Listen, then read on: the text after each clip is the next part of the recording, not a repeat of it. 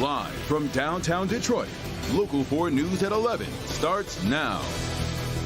The heat is coming, just hours away from an excessive heat warning taking effect for all of Metro Detroit. Temperatures may not be there right now. Won't be long, though, before dangerous heat and humidity rolls in. Glad you're with us tonight at 11. The record tomorrow would be 95 degrees, and there is a good chance we're going to break that. Let's get right over to Andrew with the conditions we should expect tomorrow. Hi, Andrew. Hey there, Kimberly and Devin. And that record set back in 1988 of 95 degrees. Good chance of breaking it with 96 degrees or more. Even though we're nowhere near the record, from the way it looks right now on Thursday, still pretty close. The record on Thursday is 97. We'll see 91 degrees, so at least 2 days in a row of high heat. Tomorrow, the high humidity goes along with it. We see some relief in toward the weekend. But let's talk about what that high heat and humidity mean for you and your family. Excessive heat warning set to begin about 13 hours from now at noon tomorrow. Heat advisory for the thumb, including our northern counties, including Genesee, Lapeer, St. Clair, and Sanilac counties, also beginning at noon. They do not expire until 8 a.m. the next morning on Thursday. So even after the sun sets, we have to be on guard and figure out ways to stay cool. Fortunately, there's plenty of time to consider it now. We've got 72 degrees, feels like 72, a wind of 5 miles per hour. Remember, for tomorrow, especially during the afternoon in the heat of the day, a heat index of 100 or more, water is the best thing to drink. Nothing caffeinated, nothing alcoholic that will dehydrate you. Make sure you wear light and loose-fitting clothes. Make sure you dress the kids appropriately. Make sure they're in or near air-conditioned areas as well. We'll talk more about that relief in your 7-day forecast. Go over more tips like this because there's an air quality alert as well. All that in minutes. Okay, Andrew, thank you. And our coverage continues on clickondetroit.com, where we have a list of cooling centers that will be open across Metro Detroit, as well as all school districts impacted by the extreme temperatures. Now to breaking news happening in Detroit with police responding to several shooting scenes. That includes shots fired at a graduation party. Tim Pamplin has been all over the city tonight and joins us with the night cam. Tim. Well, we've just pulled up here, Patton and St. Martin, that's last 8 Mile area. The latest of the violence in the city this evening. This was a graduation party. I'm being told 4 men approached the celebrants, opened fire, 2 people shot, 1 transported by Detroit police. They couldn't wait for medics on this one. The second victim was transported by medics. Police helicopters, I counted 3 this evening, surveying the city during all these scenes of violence. That's the mom. That's the mom. This is on the east side. A mother makes it to the scene after hearing her son has been killed. He was sitting in that Ford on the right there. 2 men in a large U-Haul truck pull up, fire shots at the vehicle, killing him. No, I'm just hearing Detroit police have 2 people in custody, 2 suspects in custody, and they have recovered that U-Haul truck on the east side. And then back here just a short time ago, officers went scrambling from this graduation party shooting to Oakfield in Cambridge, just about a mile east of here, for yet another shooting scene. Detroit police officers I spoke to this evening on condition of anonymity say they haven't known a night like this in a very long time. That is the scene right now on the west side with the night cam. Tim Pamplin, Local 4. All right, Tim. Also tonight, the decision to shut down Allen Park Community School has parents, students, and teachers all upset. An online petition has now been launched to keep the school open as students wonder what they'll do next year. Mara McDonald is live in Allen Park tonight. So, Mara, the school board voted to shutter the school last night. They sure did, Kimberly, and I think people are upset here for 2 major reasons. Number 1, clearly that the school is being shut down.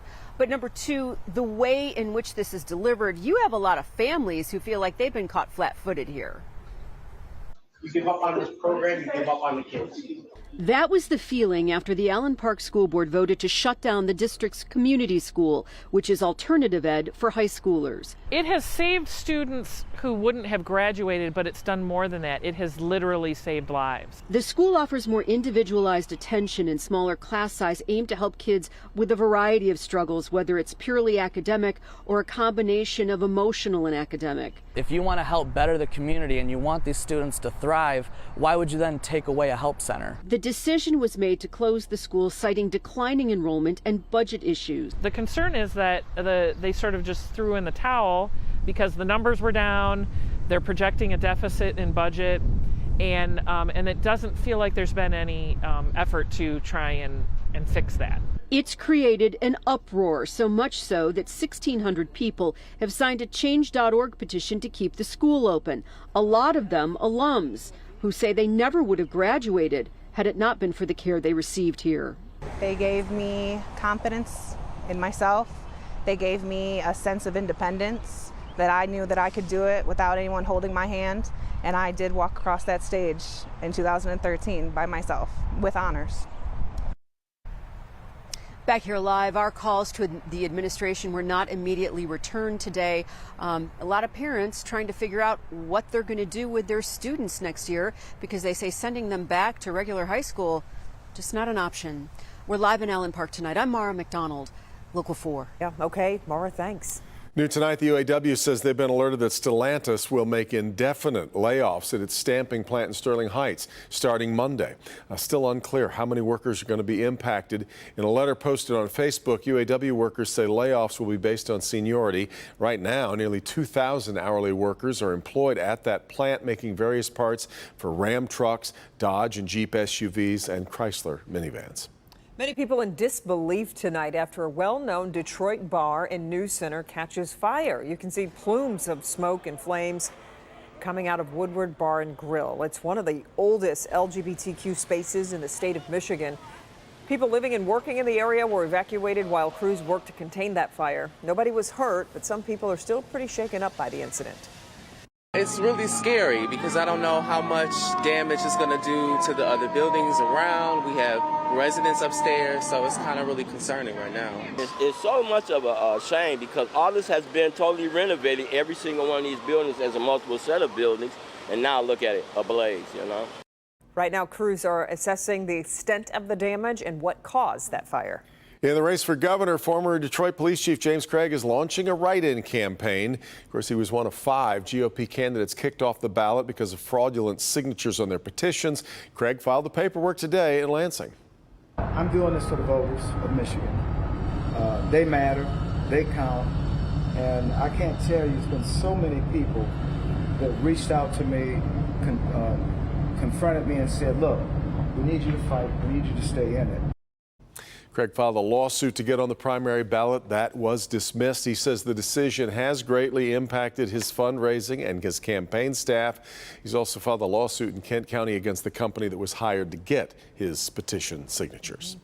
Parents could soon have another vaccine to choose from when vaccinating their children against COVID-19. It's really just hours ago, the FDA's vaccine advisory panel voted in favor of recommending emergency use authorization for Moderna's vaccine for children ages 6 to 17. Children ages 6 to 11 would receive a smaller dose of the vaccine. Those teenagers 12 to 17 would receive the same dose as adults. The FDA is expected to authorize the vaccine this week. The CDC, though, then has to sign off on the shots.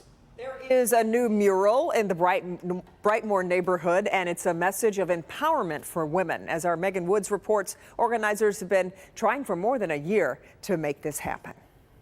This mural sits on Chatham Street, and it's made by the community for the community. The wall behind me was built by neighbors, and then a Florida artist drove all the way up here to paint the local faces in hopes to make a difference. This community has become so destitute. We needed something to remind everybody, but in particular the young women, that you're okay. This mural is more than just neighborhood faces. There's a message. We notice you matter.